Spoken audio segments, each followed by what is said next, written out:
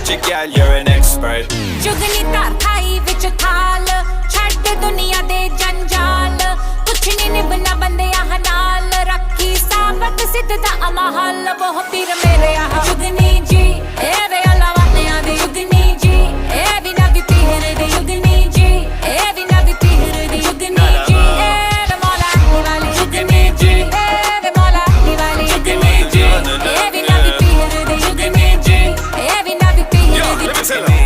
She not from the real world Jugni ji more than international, yeah. Jugni ji They be calling her phenomenal Jugni ji